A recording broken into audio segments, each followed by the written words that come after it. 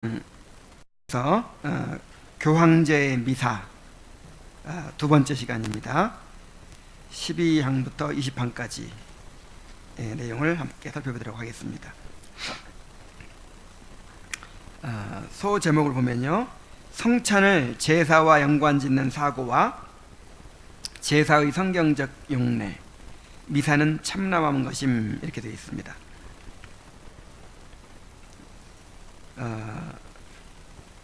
로마 가톨릭에서는 성찬을 희생 제사로 보잖아요.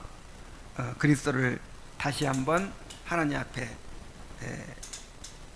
제물로 드리는 십자가의 제사를 반복하는 그런 것으로 보는데, 이것이 얼마나 부당한 일인가를 계속해서 이제 이야기해 왔는데, 오늘 다시 한번 또 지적을 합니다.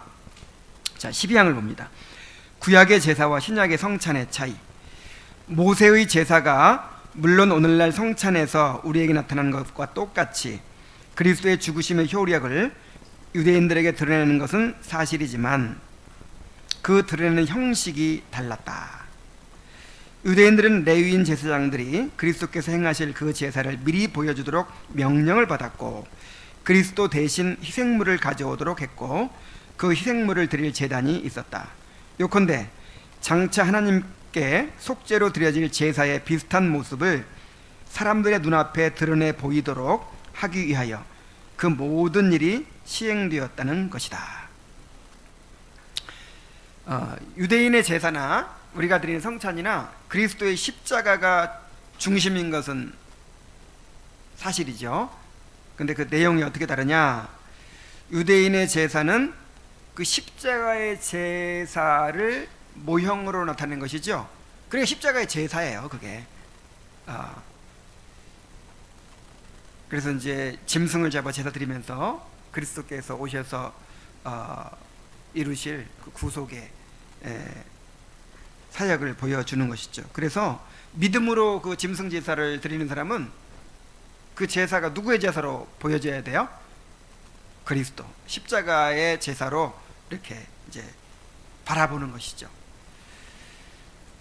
그러나 그리스도의 제사가 이루어진 후에는 주께서 우리를 위하여 다른 방법을 제정하심으로 믿은 백성들에게 성자께서 성부에게 드리신 그 은택을 전달해 주시고자 하신 것이다.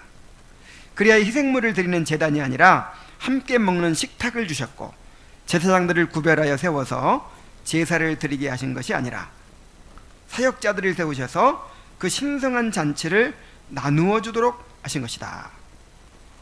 자, 유대인들의 제사는 예수님의 십자가의 제사를 모형으로 드러내는 것인데, 예수님이 오셔서 그 제사를 이루셨기 때문에 더 이상 십자가의 제사를 드릴 필요가 없죠. 이제는 그리스도께서 완성하셨기 때문에 이제 그 십자가에서 단 한 번의 영원한 제사를 드린 그 은혜를 이제 성도들에게 나누어 주는 그런 일이 남았죠. 그래서 성찬식으로 바뀐 거예요. 성찬식으로. 그리고 성찬에서 떡을 떼서 나눠주는 거는 이제 십자가에서 피 흘려 죽으신 그리스도의 그 구속의 은택을 이제 우리에게 나눠주는 것을 표하는 것이죠. 그래서 이렇게 다른 거예요. 구약의 제사는 십자가의 제사의 모형이었고, 그러니까 희생 제사였고, 또 신약의 성찬은 이제 제사가 아니라 이미 드려진 제사의 유익을 이제 나누는 것이다 라는 것입니다. 13항을 봅니다. 제사의 의미와 두 가지 종류. 비방꾼들이 제사와 제사장이라는 단어에 대해서 우리를 트집 잡지 못하도록 하기 위해서 이 논의 전체를 통해서 내가 제사와 제사장이라는 말을 무슨 의미로 사용했는지를 간단하게 설명하겠다. 제사라는 용어의 범위를 모든 신성한 예식과 종교적 행위 전체까지 확대시켜 생각하는 자들이 있으나 대체 무슨 근거로 그렇게 이해하는지를 이해할 수가 없다. 자, 이게 이제 무슨 얘기냐면은, 지금 계속 칼빈이 공격하는 게 뭐예요? 이 성찬은 제사가 아니다. 지금 제사는 끝났다. 계속 그런 얘기 하죠. 그 제사는 끝났다라고 할 때 그 제사가 어떤 의미냐면요, 희생 제사를 말해요. 속죄함을 받기 위해서 제물을 드리는 그 희생 제사를 이제 더 이상 드리면 안 된다. 그러면 예수님의 십자가의 제사를 현저히 모독하는 것이다. 이런 논리를 계속 얘기하고 있잖아요. 근데 신약 성경에 제사라는 말을 써요, 안 써요? 쓰죠. 이는 너희의 드릴 아니 너희 몸을 거룩한 산 제사로 드리라, 이런 말도 있고, 이 같은 제사는 기뻐하시느니라, 뭐 이런 말들도 있고, 또 우리를 제사장이라고도 했고, 그래서 이제 이런 용어 가지고 뭐 제사가 있지 않느냐, 우리 보고 제사 드리라고 했지 않느냐, 뭐 이제 이런 식으로 또 이제 공격할 가능성이 있어요, 사람들이. 그래서 칼빈이 말하는 것은 그 희생 제사를 말하는 것이다. 요걸 강조하기 위해서 하는 얘기입니다. 일반적으로 이해하자면 제사라는 용어는 하나님께 드려지는 온갖 종류의 것을 다 포괄하는 것이다. 그러므로 여기서 구분이 필요하다. 희생 제사와 구분이 필요하다는 거죠. 그러나 주께서 모세의 율법의 제사를 그림자로 하여 그의 백성들에게 제사의 보편적인 진리를 드러내고자 하셨는데, 그 율법의 제사에서 바른 의미를 유추해내는 해석이 가능하도록 그렇게 구분하여야 할 것이다. 자, 어떻게 구분되냐면요, 그 제사의 형식들은 다양하지만 모두 두 가지 부류로 나눌 수 있다. 곧 모종의 보상을 통하여 죄책을 하나님 앞에서 속하는 바 죄에 대하여 드리는 제사가 있고, 이게 이제 속죄 제사죠. 죄를 속죄받는 제사, 희생 제사. 죄인 대신 제물이 죽어서 하나님의 진노가 그치고 용서를 받게 되는, 이게 이제 십자가의 제사잖아요, 그죠? 이런 제사가 있고, 그 다음에 또한 때로는 하나님의 긍휼을 구하는 탄원의 자세로, 때로는 감사의 자세로 드려서 받은 바 은택에 대해 감사하는 마음을 드러내든가, 아니면 그저 경건을 실천하여 언약의 확증을 갱신하는 방식으로 드리는 바 하나님을 향한 예배를 상징하며 신앙을 입증해주는 그런 제사가 있다. 좀 복잡한 얘기인데 이런 얘기예요. 그러니까 속죄를 위해 드리는 제사가 있고 그냥 예배를 위해 드리는 제사가 있어요. 구약시대에도 두 종류로 나눌 수 있는 거예요. 예를 들어서 하나님께 감사하고 싶어요. 그러면 제물을 드려요. 그거는 속죄제하고는 상관없고, 그건 화목제라고 해요, 화목제. 그래서 이 후자에 속하는 것이 번제, 전제, 예물, 첫열매, 화목제, 이런 것들이죠. 번제도 속죄제로 드릴 때도 있지만 자신을 하나님께 헌신하는 의미로도 드리는 거예요. 그래서 구약의 제사가 속죄를 위해서 희생제사로 드리는 경우도 있고, 그 다음에 어떤 감사의 제사, 헌신의 제사로 드리는 경우도 있다 하는 걸 얘기하죠. 따라서 우리의 것도 두 종류로 나누어 교육의 목적을 위해서 그 한 가지를 찬양과 경외의 제사 혹은 감사의 제사라고 부르기로 하자. 그리고 나머지 또 하나의 제사를 속죄의 제사라고 부르기로 하자. 그래서 이제 우리가 말하는 제사도요, 이제 두 종류로 나눠서 한번 생각해 보자는 거예요. 우리가 제사를, 하나님 앞에 제사를 잘 드려야 됩니다 할 때는 뭔 제사를 말하는 거예요? 찬양의 제사, 감사의 제사를 말하는 것이고, 제사는 예수님의 십자가를 모독하는 것이다, 이제 제사는 끝났다 막 이렇게 할 때는 뭔 제사를 말하는 거예요? 그 희생제사, 속죄의 제사를 말하는 거죠. 자, 속죄의 제사는 하나님의 진노를 누그러뜨리고 그의 심판을 만족시켜서 죄인이 그 더러움을 다 씻고 의의 순결함으로 회복되어 하나님의 사랑으로 다시 돌아오게 하려는 의도로 행하는 것이다. 율법 아래에서 죄를 속하기 위하여 드려진 것들을 가리켜 희생제물이라고 불렀는데, 그것들 스스로 하나님의 사랑을 회복하거나 우리의 부정을 씻어낼 능력이 있었기 때문이 아니라, 그것들이 오직 그리스도로 말미암아 최종적으로 이루어질 그 참된 희생제사를 미리 예표하는 것이기 때문이었다. 또한 그 참된 제사는 오직 한 번 시행되었으니, 십자가에서 단 한 번에 끝났죠. 이는 그리스도께서 시행하신 그 한 번의 제사의 효과와 효능이 영원하기 때문이다. 그 제사는 과연 완전한 것이므로 그 이후에 또다시 희생제물을 드릴 여지가 절대로 남아있지 않은 것이다.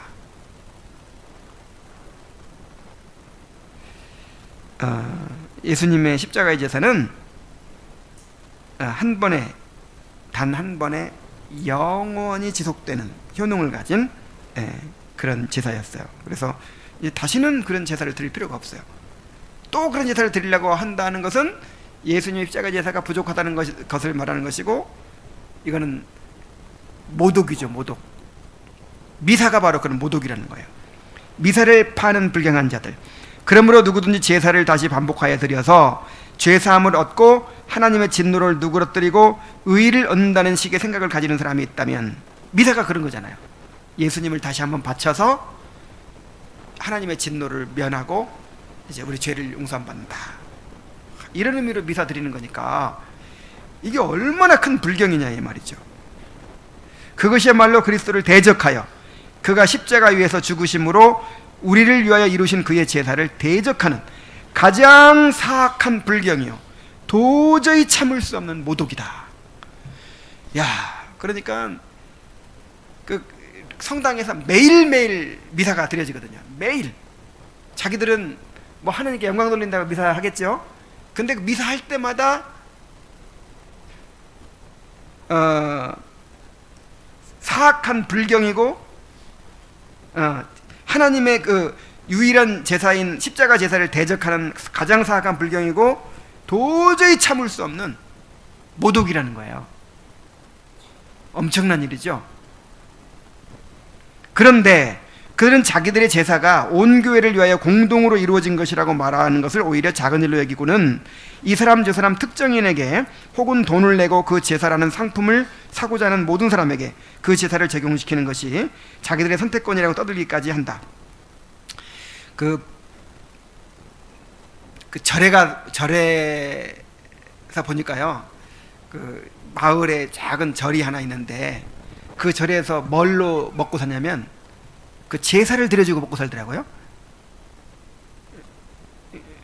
하여간 이렇게 의뢰자가 와서 이제 돈을 내면 불공을 드려주고, 하여간 뭐 제사를 드려줘요. 그게 원래 그 불교에 있는 건지 없는지 모르겠지만 제사 드려주고 먹고 살아요. 그런 것처럼 이 당시 중세 로마 카톨릭에도 돈 받고 미사를 드려줘요.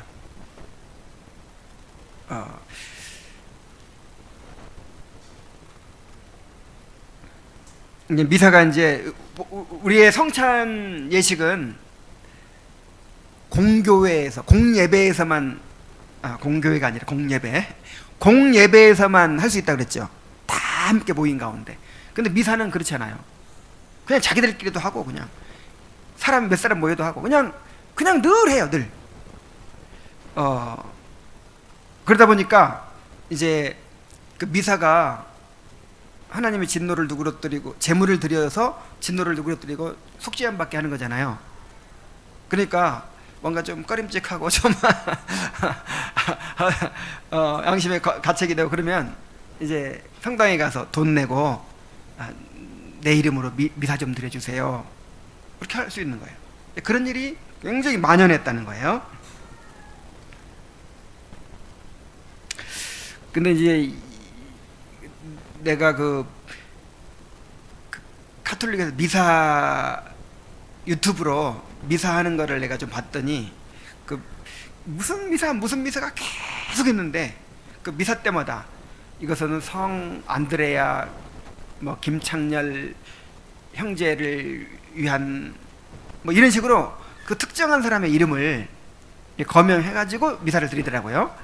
그래서 뭐 옛날처럼 돈 받고 하는 것은 아니겠지만 이제 그런 의식이 남아 있는 것 같아요. 누구한테 이제 효과가 더 가라고 하는 그런 것이죠. 그들은 몇 가지 면에서 유다를 닮았다. 예수님 팔아먹은 가룟 유다를 닮은 거죠. 유다가 예수님을 은 30에 팔았는데 이 사람들은 동전 30에 그리스도를 판다. 왜냐하면 돈 받고 미사를 드려주니까. 유다는 한 번만 팔았는데 이들은 살 사람이 생길 때마다 판다. 그게 가룟 유다보다 더 더 악한 죄를 짓는 거죠. 자, 15항 제사의 허구성에 대한 플라톤의 진술.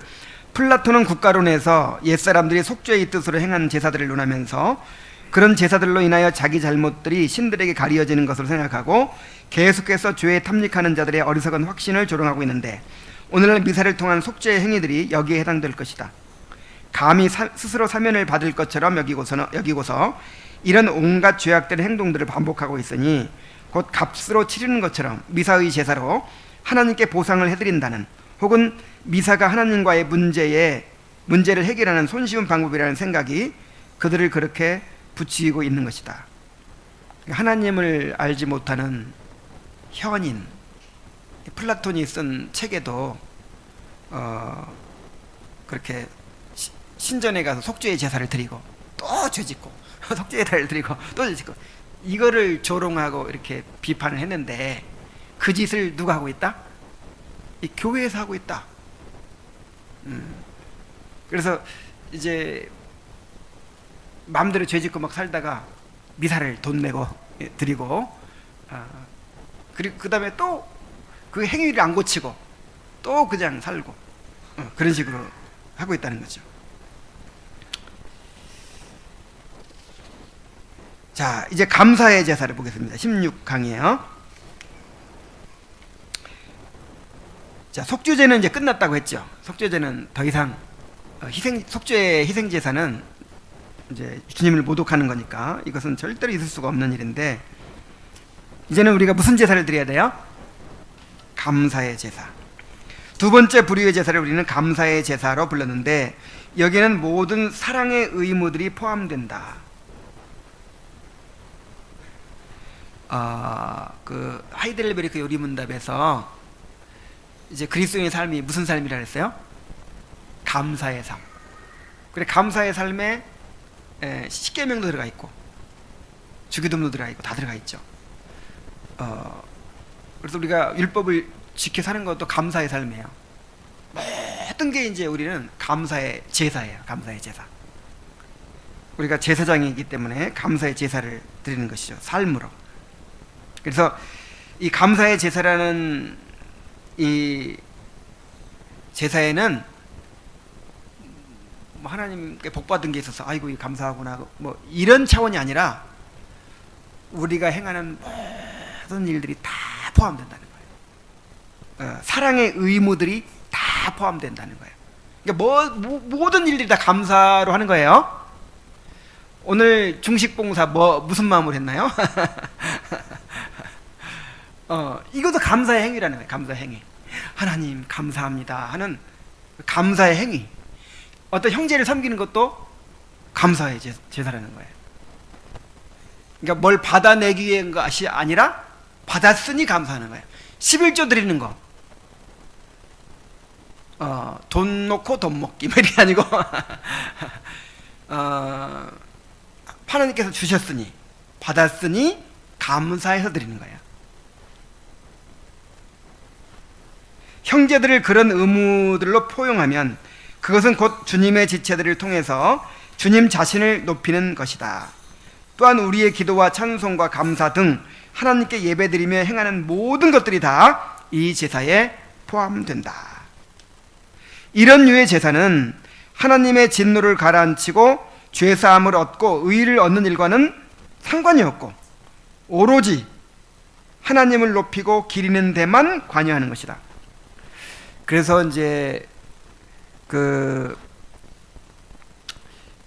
천주교 미사 같은 생각은 안 가지더라도요, 그런 사상을 조금 가질 수도 있어요. 물들 수도 있어요. 그러니까 내가 이것이 감사의 표현이다 그런 생각으로 새벽 예배도 드리고 또 뭐 11조도 드리고 예배 드리고 그래야 되는데, 항상 어떤 생각이 있냐면요, 사람의 마음속에는 내가 이것을 행함으로 하나님을 만족시키고 뭔가를 얻어낸다, 이런 사고가 있어요. 그렇죠?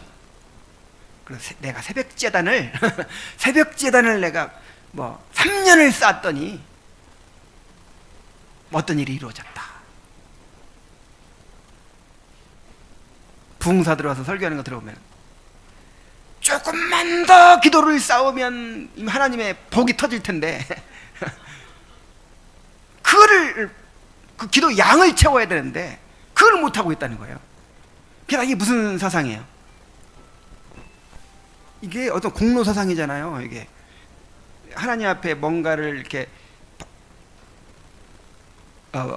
드려서 반대급부를 얻어내고자 하는 이런 사상. 이런 것이 다 뿌리째 다 뽑혀야 됩니다. 자, 우리의 모든 것을 다 어떤 마음으로 하는 거라고요? 감사하는 마음으로. 다 받았잖아요. 아니, 다 받았잖아요.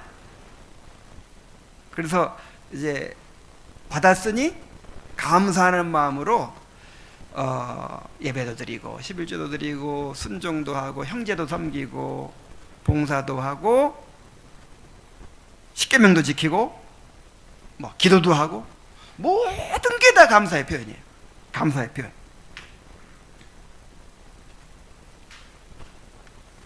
이런 류의 제사는 절대로 없어서는 안 될 만큼 교회에 절실하다. 자, 우리를 거룩한 제사장으로 세워주셨죠. 제사장 할 일이 뭐예요? 제사 드리는 일이지. 제사 드리는 일. 그러니까 열심히 제사 드려야죠. 감사의 제사를 드려야죠. 그러므로 말라기 선지자가 예언한 것과 같이 하나님의 백성이 존재하는 한 그 제사는 영원히 계속될 것이다. 자, 말라기 1장 11절을 함께 같이 읽어보겠습니다. 시작. 만군의 여호와가 이르노라. 해 뜨는 곳에서부터 해 지는 곳까지의 이방 민족 중에서 내 이름이 크게 될 것이라.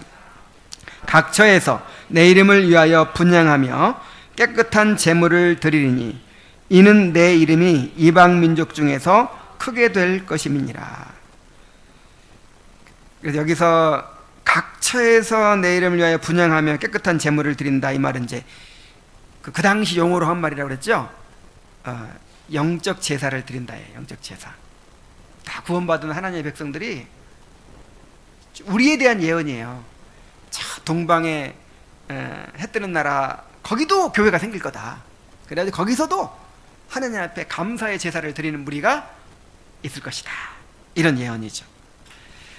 또 로마서 12장 1절을 함께 읽겠습니다. 시작. 그러므로 형제들아, 내가 하나님의 모든 자비하심으로 너희를 권하노니 너희 몸을 하나님이 기뻐하시는 거룩한 산 제물로 드리라. 이는 너희가 드릴 영적 예배니라.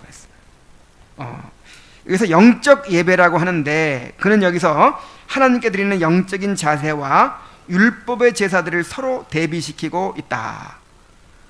구약의 제사는 이런 희생 제사죠. 그러나 우리의 제사는 어떤 제사예요? 영적인 예배, 영적인 제사, 산 제사.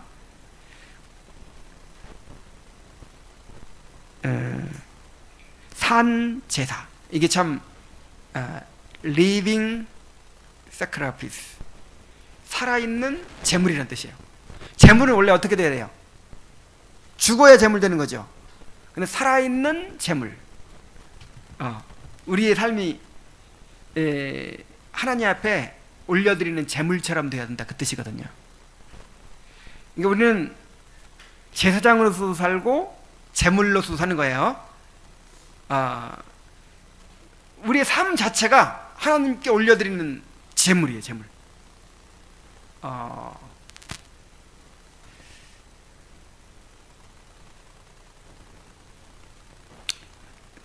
여기 나오네. 계속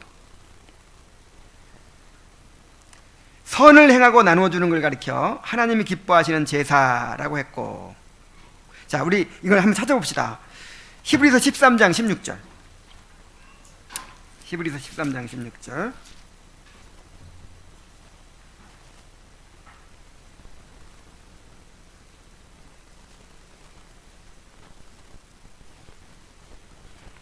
오직 선을 행함과 서로 나누어 주기를 잊지 말라. 하나님은 이 같은 제사를 기뻐하시느니라. 자, 이 선을 행한다는 것은 이렇게 다른 사람을 섬겨주는 걸 말해요. 그걸 또 덧붙여서 말하기를 서로 나눠주는 것이라 또 설명까지 하죠. 그러니까 형제를 섬기는 걸 말해요. 형제를 섬기는 거. 형제를 섬기는 것이 오늘날 하나님이 기뻐하시는 제사라는 거예요. 열심히 나눠주세요. 열심히 나눠주면 그게 뭐라고요? 하나님이 기뻐하시는 제사. 아, 내가 어떻게 하면 하나님께 기뻐하시는 제사를 드릴 수 있을까? 열심히 나눠주시면 돼요. 열심히. 자, 그 다음에 또 빌립보 4장 18절 나옵니다. 아니, 여기서 넘어가기 전에 10 몇 절이야?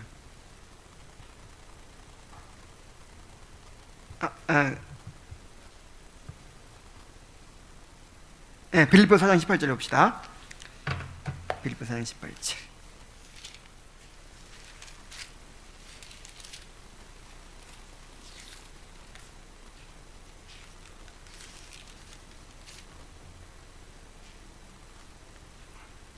내게는 모든 것이 있고 또 풍부한지라 에바브로디도 편에 너희가 준 것을 받음으로 내가 풍족하니 이는 받으실 만한 향기로운 제물이요 하나님을 기쁘시게 한 것이라. 빌립보 성도들이 그 로마의 감옥에 갇혀 있는 바울에게 계속해서 헌금을 보내줬어요. 근데 이것은 하나님께서 받으실 만한 향기로운 제물이 됐다 그랬어요. 하나님께서 이런 것을 기뻐하신다는 거예요. 향기로운 제물이라는 말은 제사 용어인데 하나님께서 그 제물을 받으시고 흠양하시고 이제 만족하시는 거죠. 기뻐하시는 거죠.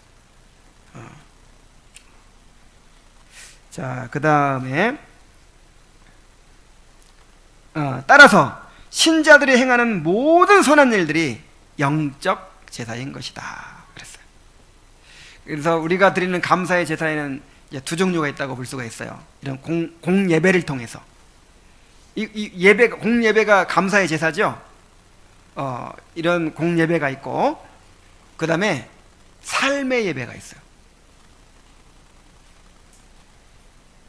삶의 예배, 정말 죽게 하듯 주님의 이름으로 행하는 모든 일들이 다 예배입니다.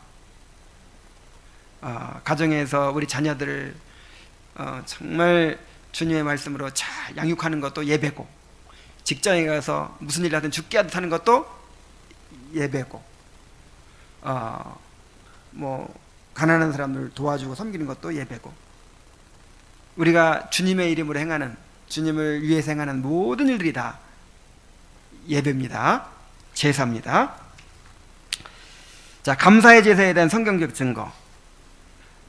하나님의 백성들이 아직 율법이라는 외형적인 몽학선생 아래에 있을 때에도 선지자들은 그 짐승으로 드리는 제사의 한 가지 진리, 그리스도의 교회와 유대민족에 공통적으로 적용되는 한 가지 진리가 담겨 있음을 충분히 분명히 선언하고 있다. 다윗은 구약에도 이런 이제 감사의 제사가 있었다는 거죠. 다윗은 자기의 기도가 마치 향처럼 하나님의 존전으로 올라가기를 구하였다. 계시록에도 나오죠. 계시록에도 그 천사들이 성도들의 기도를 어디다 담아갖고 왔지? 어쨌든 대접에 담아가지고 막 올라가잖아요. 그러니까 하나님께, 우리의 기도를 하나님이 제물로 받으신다는 거예요. 그래서 우리가 기도를 실용주의적으로만 생각해서는 안 됩니다. 이번에 기도가 응답이 됐다. 안 돼. 열심히 했는데 응답도 안 됐다. 그럼 필요 없었구나. 뭐 이런 식으로 생각해서는 안 돼요. 기도하는 것 자체가 제사예요. 분향하는 것이고 제사예요. 기도에 의무가 있는 거예요.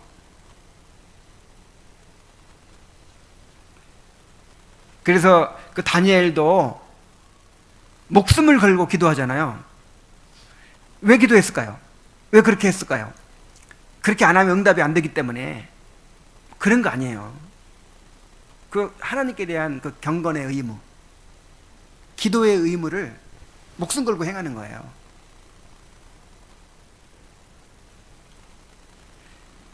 그래서 내 입장에서만, 내 필요에 의해서만 이렇게 기도를 하는 게 아니라, 하나님은 늘 나와 대화하기를 원하시잖아요.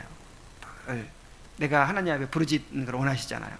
그러니까 하나님께 예배하기 위해서, 부모님께 문안 인사드리듯이 하나님께 예배하기 위해서 늘 기도해야 됩니다. 시간 정해놓고 늘 기도해야 돼요. 그 다음에 호세아는 감사를 가리켜 입술의 열매라고 했다. 찬양도 입술의 열매라고 했죠. 또 다윗은 다른 곳에서 그것들을 감사의 제사라고 불렀다. 시편 50편 23절에 보면은 감사로 제사 드리는 자가 여호와를 영화롭게 하나니 그 행위를 옳게 하는 자에게 나의 구원을 보이리라. 자, 그 행위를 옳게 하는 자가 어떤 사람이에요? 감사로 제사 드리는 자. 마땅히 감사해야 되는데 마땅히 감사해야 되는데 감사를 안 해. 그러면 이게 뭐예요? 배은망덕. 배은망덕. 그 다음에 사도 역시 그를 따라서 그것들을 가리켜 찬송의 제사라고 부르고 그것들을 그 이름을 증언하는 입술의 열매니라고 설명하는 것이다. 히브리 13장 15절에 보면은 이름을 우리가 항상 찬미의 제사를 하나님께 드리자. 이는 그 이름을 증거하는 입술의 열매니라 그랬죠. 그러니까 늘 찬양하는 것도 이것도 제사예요. 제사, 감사의 제사.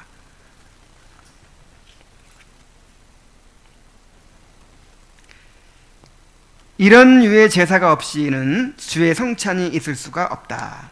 성찬에서 우리는 그의 죽으심을 선포하며 감사를 드리는데 이는 다름 아닌 찬송의 제사를 드리는 것이다.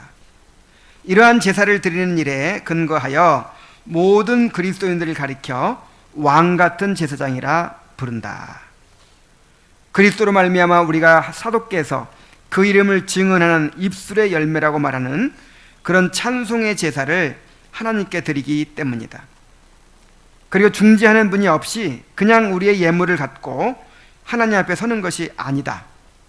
우리를 위해서 중지하시는 중보자 그리스도께서 계시니 그로 말미암아 우리가 우리 자신과 우리에게 속한 모든 것들을 아버지께 드리는 것이다. 그분이야말로 하늘 성소에 들어가셔서 우리를 위하여 들어갈 길을 열어놓으신 우리의 대제사장이시다. 그분께서 우리의 예물들을 올려놓는 제단이시니 우리가 무엇을 행하든 그분 안에서 행하는 것이다. 그래서 그리스도의 이름으로 감사하라고죠. 그렇게 하죠. 그리스도의 이름으로 감사하라 그러잖아요. 왜 그리스도의 이름으로 해야 됩니까? 우리의 재물은 다 오염되어 있어요. 불완전해요. 하나님 앞에 드려질 만한 가치가 없어요. 여러분 생각해 보세요. 천천만만의 천사들이 화음을 맞춰가지고 기가 막힌 찬송을 부를 거 아니에요. 항상 하나님 그거 듣고 계시는데 우리의 그 갈라진 목소리로 음정도 제대로 안 맞고 마음도 담기지 않고 그런 찬송 하나님이 듣고 싶어 하겠어요? 안 듣고 싶어 하겠어요? 무슨 가수들도 아니고. 근데 우리의 이 부족한 찬양을 하나님이 기뻐 받으실 수 있는 이유는 뭐예요? 그리스도의 이름으로 드리기 때문에, 그리스도 안에서 드리기 때문에. 그래서 여기 참 재밌는 표현을 했네요. 예수님이 우리의 제단이 되신다. 그러니까 예수님한테 딱 올려놓는다는 거야. 이렇게 우리의 재물을 예수님한테 올려놓는다는 거야. 하나의 비유죠. 예수님은 대제사장으로서 우리가 이제 예수님 안에서 제물을 드리는 건데, 그래서 제단이라고까지 이렇게 표현을 했네요.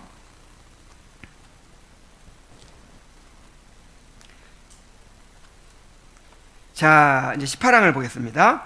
미사 그 자체가 불경임.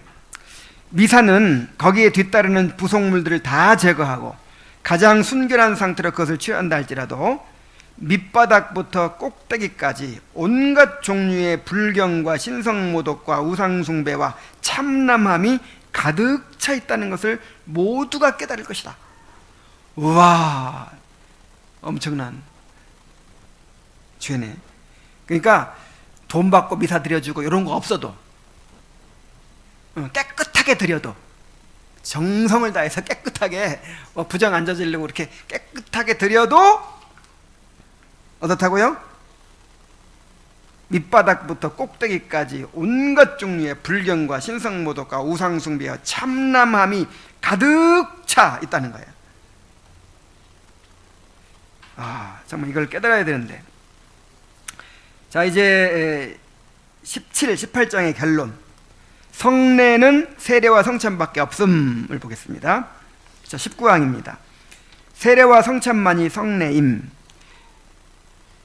세례는 교회에 들어가는 것이요 믿음으로 입문하는 것이며, 성찬은 그리스도께서 신자인 가족들을 영적으로 먹이시는 일종의 계속적인 양식이다. 이 두 가지 성례 외에는 하나님께서 제정하신 다른 성례가 없다. 그러므로 신자들의 교회로서는 마땅히 다른 성례를 인정하지 말아야 한다. 새로운 성례를 세우고 정하는 일은 인간이 선택할 문제가 아니기 때문이다. 구원에 대한 약속이 없는 성례란 절대로 있을 수가 없다. 모든 사람이 다 함께 모여도 우리의 구원에 대해서는 아무것도 약속해 줄 수 없는 것이다. 그러므로 사람들 스스로 성례를 만들어내고 제정한다는 것은 있을 수 없는 일이다. 그래서 로마 가톨릭에서는 7성례가 있죠. 7성례. 혼배 성사, 결혼식도 성례예요. 그다음에 무슨 신품 성사, 임직식도 성례라고 그러고, 그다음에 종유 성사, 병든 사람 이렇게 기름 붓는 것도 성례고, 또 견진 성사라 그래가지고 성령 받는 이제 그런 성사도 있고, 고해 성사, 무슨 또 이제 세례도 성사고, 미사도 성사고, 그래서 7가지나 되는데, 성경에서 하나님께서 정해주신 성례는 딱 2가지밖에 없다는 거예요. 그리고 이것을 교회가 만들어낸다든지 할 수가 없는 것이다. 마지막으로 20방 보겠습니다. 2가지 성례 외에는 성례가 없음. 유대인들에게는 시대의 변화하는 사정에 따라서 일상적인 성례들 외에 갖가지 성례들이 주어졌다.